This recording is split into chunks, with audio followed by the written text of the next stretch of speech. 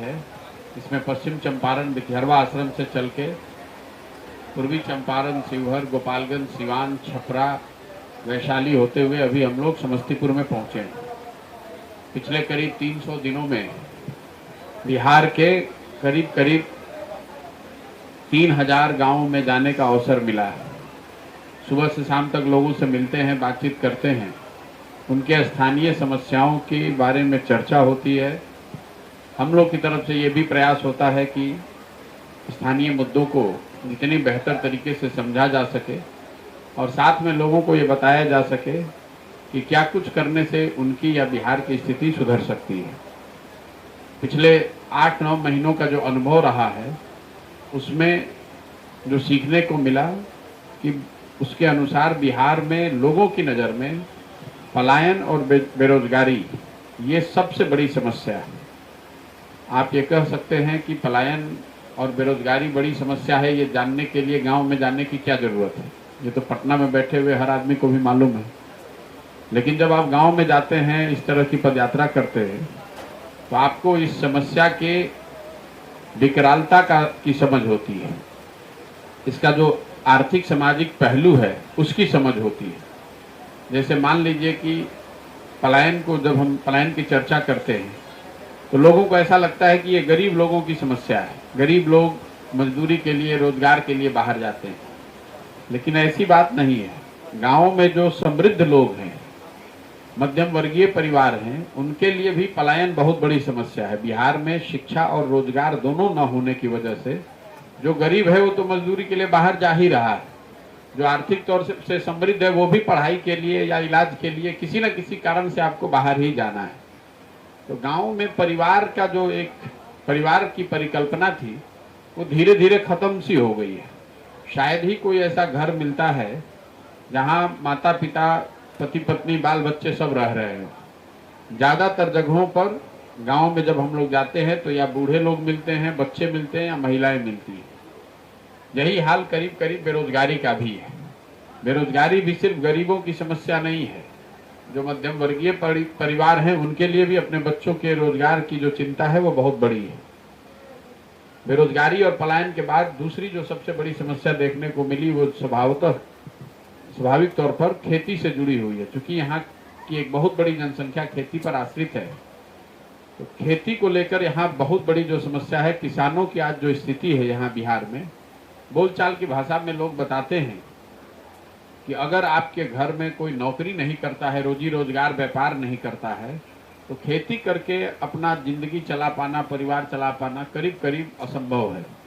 जो लोग भी पूर्णतः खेती पर आश्रित हैं, उनको अगर उनके घर में कोई बीमार हो जाए, किसी की शादी आ जाए, तो 5 वर्ष में उनको 2-4, 5-10 कट्ठा जमीन बेचना पड़ेगा।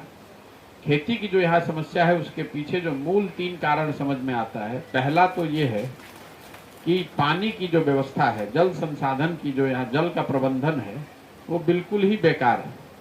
या तो लोग बाढ़ से प्रताड़ित हैं या फिर उनके यहाँ सूखे से की समस्या है। अभी आपके प्रखंड में ही जब मैं पिछले 5 दिनों से चल के आ रहा हूँ तो बांध के एक किनारे लोग एक ही फसल ले पाते हैं, क्योंकि बाढ़ आता है, पानी फंसा रहता है, चवर का पानी निकलता नहीं है। उसी बांध के दूसरी ओर लोगों के पास पानी नहीं पहुंच रहा है, इतनी समस्या है। रोड के एक साइड बाढ़ से लोग प्रभावित हैं, रोड के दूसरे साइड सूखे से प्रभावित हैं, और दोनों साइड, दोनों ओर जो किसान है वो एक से ज्यादा फसल नहीं ले सकता है।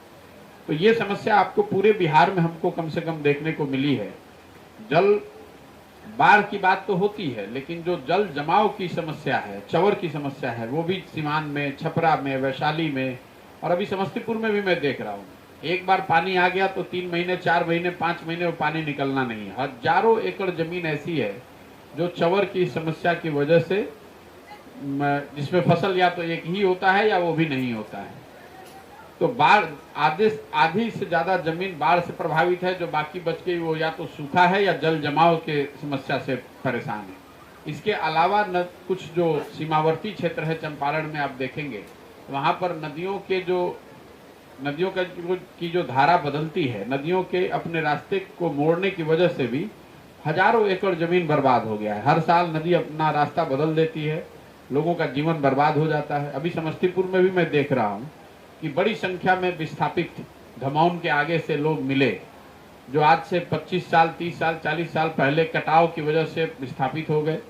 सरकार की ओर से कोई सुविधा नहीं मिली, और कोई एक सरकार की बात नहीं है, पिछले 30-40 साल में कई सरकारें आई और गई, लेकिन उनको किसी तरह की कोई सुविधा नहीं है। जमीन कट गया, जमीन विलीन हो गया, अब लोग भाग कर आकर अपनी नई जिंदगी नई तरीके से शुरू कर रहे हैं। पानी के बाद जो किसानों की एक तात्कालिक समस्या है, खाद बीज का काला बाजारी, यूरिया की जो समस्या यहाँ पिछले 8-9 महीनों से हम लोग सुन रहे हैं कि किसी भी व्यक्ति को, किसी किसान को 260-270 रुपए में यूरिया नहीं मिलता है। 500 से लेकर 1200 रुपए तक लोग यूरिया की कीमत दे रहे हैं। और इसके बाद भी जो किसानों की जो सबसे बड़ी समस्या है कि पानी, जल प्रबंधन, यूरिया की खराबी, जमीन में जो परेशानी है, भ्रष्टाचार, इन सब के बाद भी किसानों की सबसे बड़ी समस्या यहाँ ये है कि जो कुछ भी किसान यहाँ उपजा रहा है उसको उसकी फसल की लागत मूल्य भी नहीं मिल रही है। जैसे जितने समय मैं पैदल चला हूँ, इसमें हमने धान की कटाई देखी, धान और गन्ने की कटाई देखी, और गेहूं की भी कटाई देखी है। गेहूं इस साल भगवान की कृपा से लोगों को गेहूं का अच्छा भाव मिला है, लेकिन धान के केस में सरकारी मूल्य है 2050 रुपया, और ज्यादातर लोगों ने धान बेचा है 1200 से 1500 रुपया। ये अगर आप आंकड़ों में देखेंगे बिहार में, तो पिछले 10 वर्ष में सिर्फ 13% धान ही सरकारी मूल्य पर खरीदा या बेचा गया है। मतलब अगर 100 क्विंटल धान बिहार में पैदा हुआ तो सिर्फ 13 क्विंटल धान को ही समर्थन मूल्य मिला, बाकी 87 क्विंटल जो धान है वो समर्थन मूल्य से 20-30-40% कम दाम पर लोगों को बेचना पड़ रहा है। एक इकोनॉमिक अनुमान के अनुसार बिहार में सरकारी मूल्य, समर्थन मूल्य पर या फसलों के उचित दाम न मिलने की वजह से यहाँ के किसानों को 20 से 25 हजार करोड़ रुपया हर वर्ष का नुकसान है। अगर सरकार जो फसल हो रहा है, बाढ़, सूखे, परेशानी, कालाबाजारी के बाद भी जो फसल लोग यहाँ पैदा कर रहे हैं, अगर उसका सही भाव मिल जाए तो बिहार के किसानों को हर साल 20 से 25 हजार करोड़ रुपया अलग से मिलना चाहिए था। तो ये किसानों की एक बदहाली है यहाँ पर। तीसरी जो सबसे बड़ी समस्या है, जहाँ हम लोग बैठे हुए, देखिए स्कूल है ये, बिहार में शिक्षा व्यवस्था का पूरी तरीके से ध्वस्त हो जाना। बिहार में शिक्षा व्यवस्था बहुत मजबूत कभी नहीं रही है।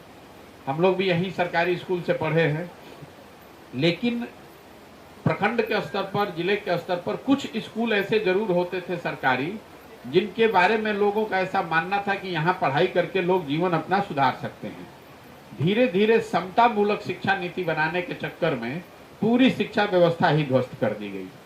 समता मूलक शिक्षा व्यवस्था से मेरा मतलब ये है कि हर गांव में, हर पंचायत में स्कूल खोलने का जो प्रोग्राम है, स्कूल के नाम पर बिल्डिंग बना दी गई है। जहाँ बिल्डिंग है वहाँ शिक्षक नहीं है, जहाँ शिक्षक है वहाँ बिल्डिंग नहीं है, जहाँ दोनों है वहाँ बच्चे ही नहीं है। और ये मुझे पूरे बिहार में अभी तक जहाँ तक मैं घूमा हूँ हर जगह देखने को मिल रहा है। तो ये जो बिल्डिंग का जो आधारभूत जो व्यवस्था है, बिल्डिंग, मैदान, क्लासरूम, शिक्षक और बच्चे, इसका जो समायोजन टूटा, उसकी वजह से बिहार में पूरी शिक्षा व्यवस्था ध्वस्त हो गई है। कई लोगों को लगता है कि जो टीचर है वो अच्छा नहीं है, इसलिए शिक्षा व्यवस्था खराब हो गई बिहार में। ये उस पूरी समस्या का एक छोटा पहलू है। ऐसा मैं इसलिए कह रहा हूं कि मान लीजिए कि आप बिहार में स्कूल में पढ़ाई अच्छी नहीं हो रही क्योंकि शिक्षक अच्छे नहीं है, लेकिन फिर कोई किसी को पूछना चाहिए कि भाई कॉलेज में पढ़ाई क्यों नहीं हो रहा है। बड़े बड़े जो कॉलेज हैं, पटना कॉलेज, साइंस कॉलेज, जहाँ जो विश्व प्रसिद्ध थे, वहां पर तो शिक्षा मित्र नहीं पढ़ा रहे हैं, वहां पर तो नियोजित शिक्षक नहीं पढ़ा रहे हैं, वहां पर तो बिल्डिंग पहले से है, क्लासरूम बना हुआ है, फिर वहां पर पढ़ाई क्यों नहीं हो रही है। तो कहीं ना कहीं शिक्षा व्यवस्था के ध्वस्त होने के पीछे सरकार की शिक्षा के प्रति उदासीनता और समता मूलक शिक्षा नीति बनाने के नाम पर लोगों को बेवकूफ बनाना, हर जगह एक बिल्डिंग बना दिया, वहां शिक्षक है कि नहीं, पढ़ाई है कि नहीं, इसकी चिंता किसी ने नहीं की। इन तीनों चीजों के साथ जो सरकार के बारे में और 4 जो केंद्र सरकार की बड़ी योजनाएं हैं जिसके बारे में लोग बता रहे हैं। पहली केंद्र सरकार की एक योजना चल रही है यहाँ, प्रधानमंत्री गरीब कल्याण योजना, जिसमें लाभार्थियों को हर महीने 5 किलो अनाज मिलने की बात कही गई है। अभी तक पूरे बिहार में 1 साल के करीब घूमने के बाद मैं दावे के साथ कह सकता हूँ कि पूरे बिहार में लाभार्थियों को 5 किलो नहीं, 4 किलो अनाज ही मिल रहा है। 1 किलो अनाज व्यवस्थित तरीके से चोरी की भेंट चढ़ रहा है। और उसकी वजह यह है कि जो अनाज आता है प्रखंड के स्तर पर, इसमें कोई 30 से 35 रुपए 40 रुपए तक प्रति क्विंटल के दर से उस पर कमीशन काटा जाता है। और इस लूट में सारे जनप्रतिनिधि करीब करीब सारे जनप्रतिनिधि और पदाधिकारी शामिल हैं, विधायक इंक्लूडेड। कई ज्यादातर जगहों पर लोग बताते हैं कि विधायक जी भी उसमें 6 रुपये 7 रुपये प्रति महीने अपना जो उनका हिस्सा है वो लेते हैं। यही वजह है कि लोगों को 5 किलो नहीं 4 किलो अनाज ही मिल पा रहा है। दूसरी केंद्र सरकार की एक बड़ी योजना है प्रधानमंत्री आवास योजना। ज्यादातर लोग हम लोग को जो रास्ते में मिले वो प्रधानमंत्री आवास योजना के बजाय इंदिरा आवास योजना के ही लाभार्थी हैं। प्रधानमंत्री आवास योजना की बहुत बड़ी संख्या में लाभार्थी अभी हैं नहीं समाज में, लेकिन जो लोग भी इस योजना का लाभ लेना चाहते हैं या जिनको लाभ मिला है, वो बताते हैं कि इस योजना में 20,000 से लेकर 30 से 35,000 रुपया प्रति लाभार्थी पैसा देना पड़ता है। जहां पर जनप्रतिनिधि पैसा नहीं ले रहे हैं वहां पर भी आपको 20,000 रुपया तो पदाधिकारियों को देना ही देना है। जो 3 किस्त में प्रधानमंत्री आवास योजना का पैसा जा रहा है, उसमें नाम लिखने से लेकर अंतिम किस्त जारी होने तक हर में 1,000 रुपए से लेकर 5,000 रुपए तक की पूरी व्यवस्था बनी हुई है। जहां पर जनप्रतिनिधि भी पैसा ले रहे हैं वहां पर लोगों को 30, 35, 40,000 रुपए तक इंदिरा आवास के लिए देना पड़ रहा है। तीसरी एक जो बड़ी योजना केंद्र सरकार की है जिसकी चर्चा हम लोग सब करते हैं, वो है स्वच्छ भारत अभियान और उसके अंतर्गत बनने वाला शौचालय। तो बिहार में भैया सारे गांवों में मुझे ऐसा लगता है कि आज भी खुले में शौच बिहार के लोगों की जिंदगी की सच्चाई है। 3,000 से ज्यादा गांव तो हम खुद पैदल चल के गए हैं। हर गांव, कोई ऐसा गांव नहीं मिला जहां गांव से निकलते वक्त आपको नाक पर गमछा न बांधना पड़े। वैशाली में और कुछ हद तक अभी समस्तीपुर के भी जिन ब्लॉक में भी प्रखंड में मैं गया हूं, यहाँ स्थिति कुछ बेहतर है। गोपालगंज में भी कुछ स्थिति बेहतर दिखी। अलग अलग जिलों में अलग अलग स्थिति है, लेकिन एक व्यवस्था जो हर जगह लोगों ने बताया कि जिसको भी सरकारी योजना के अंतर्गत शौचालय लेना है उसको 2,000 रुपए प्रति शौचालय अधिकारियों को घूस देना है। उसके बाद अधिकारी को ये मतलब नहीं है कि शौचालय बना कि नहीं, उसका उपयोग हो रहा है कि नहीं हो रहा है। ये जो ODF के सर्टिफिकेट दिए गए हैं, ओपन डेफेकेशन फ्री का जो सर्टिफिकेट दिया गया है, ये पदाधिकारी और लोकल जनप्रतिनिधियों ने मिलकर जारी कर दिया है। इसका जमीन की सच्चाई से कोई लेना देना नहीं है। चौथी एक जो बड़ी योजना केंद्र सरकार की है जिसने मुझे जमीन पर बहुत आश्चर्यचकित किया है, वो है मनरेगा। मैंने जब पदयात्रा शुरू की थी तो मुझे ऐसा लगता था कि बिहार के हर गांव प्रखंड में मुझे मनरेगा से जुड़े हुए काम या उससे जुड़े हुए लोग मिलेंगे। मैं आपको दावे के साथ बता रहा हूं कि पिछले 9-10 महीनों में मुझे मनरेगा का सक्रिय काम अभी तक कोई दिखा ही नहीं है। कुछ जगह पर लोग बताते हैं कि ये पेड़ मनरेगा के तहत लगाया गया है। कुछ लोग बताते हैं कि पंचायत के भवन में या आंगनवाड़ी सेंटर के बनाने में मनरेगा के फंड का उपयोग किया गया है। लेकिन मनरेगा एक ऐसी योजना है जिसको करीब करीब जमीन पर भुला दिया गया है। लोगों ने उस योजना को करीब करीब बंद ही कर दिया है। थोड़ा बहुत लूट खसोट के लिए रह गया है। ये आंकड़ों में भी आपको दिखेगा। पिछले साल मनरेगा में बिहार सरकार का यूटिलाइजेशन है 40%। मतलब अगर 100 रुपया मजदूरी के लिए मनरेगा में दिल्ली से आ सकता था तो उसके बदले में सिर्फ 40 रुपया ही आया। और जो पैसा मनरेगा में आया, लोग बताते हैं कि मनरेगा में PC का दर, चोरी का दर है 40%। तो मतलब 10 रुपया की जगह 4 रुपये आया और उस 4 रुपया में भी 40% भ्रष्टाचार की भेंट चढ़ गया। 2 या 2.5 रुपया ही लोगों तक पहुंच पाया है। तो ये 4 केंद्र सरकार की योजनाएं हैं जिस पर लोगों ने बताया, मैं आपसे साझा कर रहा हूं। इसके अलावा जो राज्य सरकार की योजनाएं हैं, राज्य सरकार की योजनाओं में सबसे चर्चा 7 निश्चय की होती है। 7 निश्चय की जो बड़ी योजनाएं थी वो जमीन पर कहीं लागू ही नहीं है। 7 निश्चय की सबसे बड़ी योजना, पहली योजना थी बेरोजगारों के लिए 1,000 रुपए मासिक सहायता। इस योजना को न कभी किसी ने शुरू किया, न कभी इसका किसी को लाभ मिला, क्योंकि अभी तक हमको कोई इसका लाभार्थी मिला नहीं है। योजना में यह बताया गया था कि 18 साल से 25 साल तक के हर युवा को जब तक रोजगार न मिले उसको हर महीने सरकार की ओर से 1,000 रुपया मिलता रहेगा। मुझे अभी तक इसका कोई लाभार्थी नहीं मिला है। दूसरी योजना 7 निश्चय की थी स्टूडेंट क्रेडिट कार्ड की। स्टूडेंट क्रेडिट कार्ड के तहत ये प्रावधान किया गया था कि 12वीं के बाद जो बच्चे पढ़ाई करना चाहते हैं उनको अपने परिवार से आर्थिक मदद न लेना पड़े, इसके लिए बैंक उनको सस्ते दर पर पैसा देंगे ताकि बच्चे अपने बल पर पढ़ाई पूरी कर सकें और रोजगार मिलने के बाद उस पैसे को वापस कर सकें। इस योजना के तहत जब बनाया गया था तो अनुमान था कि करीब 1.25 करोड़ बिहार के बच्चों को इसका लाभ मिलेगा। सरकारी दावों को भी अगर आप देखिएगा तो आपको पता चलेगा कि 10 लाख से कम विद्यार्थियों को ही इसका लाभ अभी तक मिला है। ज्यादातर जगहों पर लोगों ने स्टूडेंट क्रेडिट कार्ड की योजना को भी भुला दिया है। पत्रकार बंधु भी ना इस पर कोई सवाल करते हैं, ना इस पर कोई टीका टिप्पणी होती है।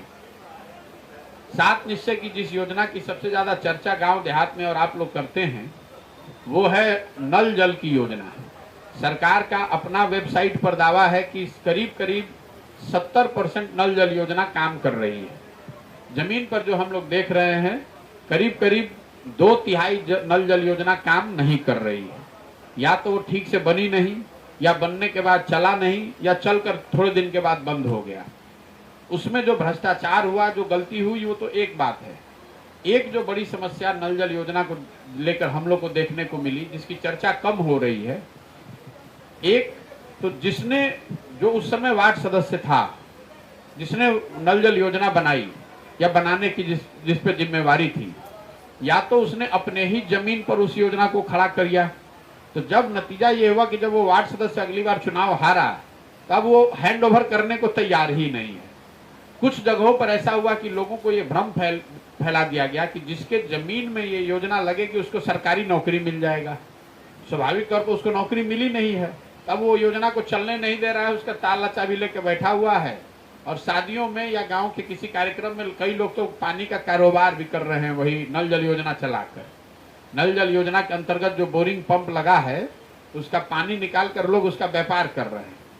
कुछ और समस्तीपुर में हमको 2-4 समस्याएं देखने को मिली, कुछ पीछे के जिलों में भी, कि जो दलित समाज के लोग हैं उनके टोलों तक अगर बीच में पड़ने वाली जमीन दबंगों की है या सवर्ण जातियों की है तो सब कुछ होने के बाद भी उन जमीन से होकर वो पाइप गुजरने नहीं दिया जाता है, जिसकी वजह से कि ज्यादातर दलित टोलों में ये नल जल योजना का नल का जो कनेक्शन है वो पहुंचा ही नहीं है। नल जल योजना के बाद एक और जो बड़ी योजना है वो है नालियों गलियों के पक्कीकरण की योजना। जिस समय 7 निश्चय बनाया गया था 2015 में, उस समय अनुमान था कि करीब करीब 80,000 करोड़ रुपया 5 वर्षों में खर्च किए जाएंगे ताकि बिहार के हर घर से नाली का पक्कीकरण किया जा सके। उस नाली को बाहर लाकर गांव में एक बड़े नाले से जोड़ा जाए और फिर उस बड़े नाले के जरिए पानी को निकालकर उसका निस्तारण किया जाए। जो मैं पिछले 2,500-3 हजार गाँव में मैं देख कर आ रहा हूँ, कहीं पर भी घरों में नालियों के पक्कीकरण की बात नहीं है, उसकी तो कोई शुरुआत ही नहीं हुई है। गांव में कुछ जगह बड़े बेतरतीब तरीके से बनाए हुए सड़क के किनारे नाले दिखते हैं, लेकिन उन नालों में ना घर से पानी लाकर डालने की व्यवस्था की गई है, न उन नालों से पानी को निकालकर निस्तारण की व्यवस्था की गई। नतीजा ये हुआ कि ज्यादातर ये जो नाले हैं या तो बंद पड़ गए हैं या कूड़ेदान की तरह इस्तेमाल हो रहे हैं। जहां तक ग्रामीण गलियों और सड़कों की हालत है उसके बारे में जितना कम कहा जाए वो अच्छा है। कई लोगों को हम लोग को लगता है कि नीतीश जी के राज में सड़कों की स्थिति सुधरी है, तो निश्चित तौर पर सड़कों की स्थिति सुधरी है। जिले के स्तर पर स्टेट और नेशनल हाईवे में सुधार हुआ है, लेकिन जहां तक ग्रामीण सड़कों की स्थिति है उसकी स्थिति वही है जो करीब करीब लोग बताते हैं लालू जी के जंगल राज में होती थी। लोग नरक की जिंदगी जीने को मजबूर हैं। अभी जब थोड़ी ही बहुत बरसात की पानी हुई है, हम लोग गुजर रहे हैं, शायद ही कोई ऐसा गांव है जहां पर कि आप रोड से निकल जाइए और उसमें पानी न भरा हुआ हो, जल जमाव न हो, कीचड़ कादो न हो। इसके अलावा जो हम लोग राज्य सरकार के बारे में जो सुनते हैं कि जो अच्छा काम हुआ है, उसमें एक बिजली एक हिस्सा है।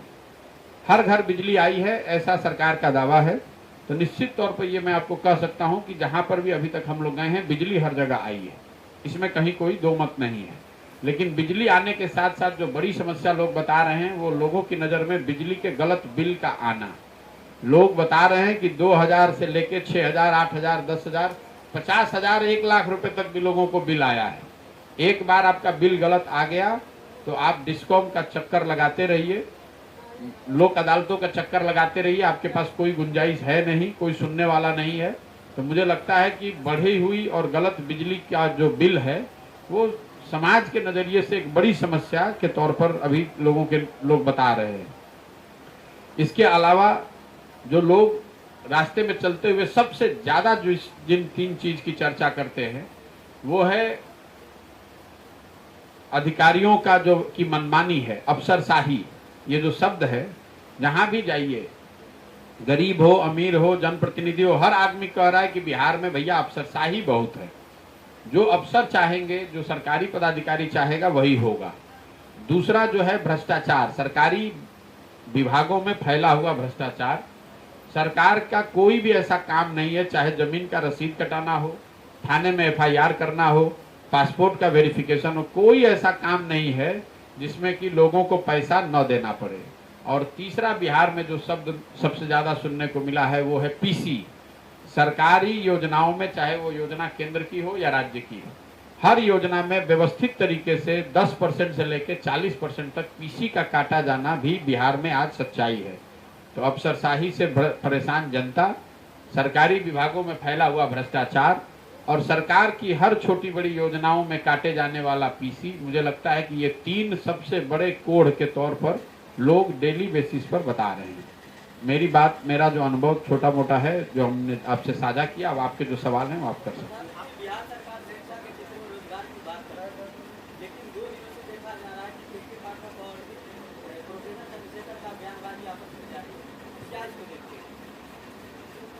भाई, शिक्षा को लेकर जब आप इस तरह के रोज नए नए परिवर्तन को देखेंगे तो स्वाभाविक तौर पर केओस होना ही है। अधिकारी और मंत्री के बीच में क्या हो रहा है ये महत्व का विषय नहीं है। महत्वपूर्ण विषय ये है कि जो नई शिक्षा नीति बनाई गई, जो नियमावली आई है, उसमें डोमेसाइल को जो चेंज किया इन्होंने, उसका इफेक्ट आप समझ लीजिए कि बिहार में जिसको शिक्षक बनना है, अगर आप बिहार में पढ़े लिखे सरकार एग्जाम ले रही हो तो एक बात है, एग्जाम लीजिए, अच्छे लोगों को शिक्षक बनाइए, लेकिन एग्जाम में सिर्फ बिहार के बच्चे नहीं, पूरे देश के बच्चे आ सकते हैं। इसका असर ये होगा कि बिहार में शिक्षक यूपी, मध्य प्रदेश और दूसरे राज्यों के आएंगे। ये तब होगा जब बिहार के बच्चे रोजगार के लिए, मजदूरी करने के लिए दूसरे राज्यों में जा रहे हैं। तो बिहार के बच्चे जाकर फैक्ट्रियों में मजदूरी करेंगे और हम लोग यहाँ शिक्षण का काम जो है वो दूसरे राज्यों के लड़के आकर करेंगे। अब मंत्री महोदय इस पर क्या बोल रहे हैं और मुख्य सचिव क्या बोल रहे हैं, ये मेरे लिए कोई महत्वपूर्ण विषय नहीं है। वो आपस में खींचतान चलती रहती है, लेकिन महत्वपूर्ण विषय यह है कि शिक्षा व्यवस्था ध्वस्त है। यहाँ पर जो स्थिति है पिछले 4-5 साल, 8 साल में मुझे लगता है कि सबसे ज्यादा नुकसान शिक्षा व्यवस्था की हुई है। मैं रोज कहता हूँ कि नीतीश कुमार जी के शासनकाल का जब इतिहास लिखा जाएगा तो ध्वस्त हुई शिक्षा व्यवस्था को उनके इतिहास का, उनके शासनकाल का सबसे बड़ा काला अध्याय बताया जाएगा। ऐसा इसलिए कि देखिए, अगर सड़क खराब है, कल अच्छी सरकार आएगी, सड़क बन जाएगी। अगर बाढ़ आ रहा है, कल बांध जल प्रबंधन की व्यवस्था हो जाए, बाढ़ आना रुक जाएगा। लेकिन एक पढ़े लिखे व्यक्ति के मुख्यमंत्री रहते हुए शिक्षा व्यवस्था के ध्वस्त हो जाने के बाद कल होकर अगर एक अच्छी व्यवस्था आ भी जाए तो भी जो 2 पीढ़ियां इस शिक्षा व्यवस्था से पढ़ के निकली, उनका जीवन अब सुधरने वाला नहीं है। उनको पूरे जिंदगी शिक्षित समाज के पीछे ही चलना पड़ेगा। तो ये मुख्यमंत्री की अपनी अदूरदर्शिता है और सरकार में फुटबॉल चल रहा है। 40,000 करोड़ रुपया सरकार खर्च करती है शिक्षा पर, यहाँ 40,000 करोड़ प्रति वर्ष, और 40 बच्चे भी ढंग से पढ़कर यहाँ निकल नहीं रहे हैं। अब उसमें मुख्य सचिव जी को जो कहना है कह ले, मंत्री महोदय को जो कहना है वो कह ले, लेकिन किसी का ध्यान यहाँ की शिक्षा व्यवस्था को सुधारने पर नहीं है। आपस में लोग लगे हुए हैं कि मेरी बात मानी जाए, कि मेरी बात मानी जाए। अंततः सबसे ज्यादा नुकसान बिहार की जनता का, बिहार के गरीब बच्चों का है, और उसके साथ शिक्षा व्यवस्था से जो जुड़े हुए लोग हैं, चाहे अध्यापक हों, प्रशासक हों, प्रबंधक हों, उन सब का नुकसान है। वो तो सबको दिख ही रहा है।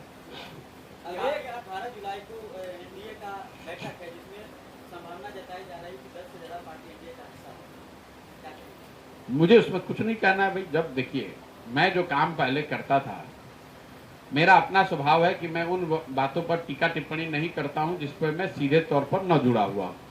मैं जब बिहार के बाहर राजनीति से जुड़ा हुआ था, यही काम करता था, तो देश की राजनीतिक परिस्थिति पर लोग सवाल पूछते थे और उस पर मैं जवाब देता था। लेकिन पिछले 1.5 वर्ष से मैं बिहार में हूँ। मेरा एनडीए में क्या हो रहा है कि यूपीए में क्या हो रहा है उससे कोई सरोकार आज के तारीख में है नहीं, तो मैं उस पर क्यों टीका टिप्पणी करूं। मैं टीका टिप्पणी कर रहा हूं जो मैं अपनी आंख से बिहार के गांव में देख रहा हूं। बिहार की राजनीतिक परिस्थिति है, उस पर मैं टीका टिप्पणी करूंगा। केरल में क्या हो रहा है, कौन एनडीए में आ रहा है, महाराष्ट्र में क्या हो रहा है, ये जैसे सामान्य देश के नागरिक होने के नाते आप पढ़ते सुनते हैं वैसे हम भी देखते पढ़ते हैं। उस पर कोई मैं टीका टिप्पणी करूं ये जरूरी नहीं है। बिहार में सर कानून व्यवस्था का सवाल है। जन सुराज पदयात्रा का मुख्य उद्देश्य बिहार में एक बेहतर राज्य और वैसी स्थिति में ये जो परिवर्तन जो भी वर्तमान स्थिति आपने देखा है 3000 गांवों की यात्रा की है, ये परिवर्तन तभी संभव है जब लोकतंत्र में वोट देने की बात हो। ये परिवर्तन जिस परिवर्तन के साथ हम चलना चाहते हैं, तो जब तक किसी राजनीतिक दल का गठन नहीं हो जाता है इस परिवर्तन के साथ कैसे जाया जाए। अभी आपकी पदयात्रा चल रही है, संभवतः शेष बिहार और बचा हुआ है और लंबा समय चलेगा। तब तक जो है लोकसभा का चुनाव दस्तक देगा, बिहार विधानसभा का चुनाव दस्तक देगा। तो ऐसी स्थिति में बिहार के लोगों के लिए एक जो विकल्प है राजनीतिक दल की, उसका स्वरूप आपको प्रदान करें। ये आप पहले जिस दिन पदयात्रा की घोषणा की गई है, पिछले वर्ष 5 मई 2022 को जब मैंने घोषणा की जनसुराज अभियान की, तभी बताया कि इस पूरे प्रयास में का लक्ष्य जो है वो एक नई राजनीतिक व्यवस्था बनाना है जिसमें दल बने, एक राजनीतिक दल हो, लेकिन वो दल कोई व्यक्ति बैठकर पटना में न बनाए।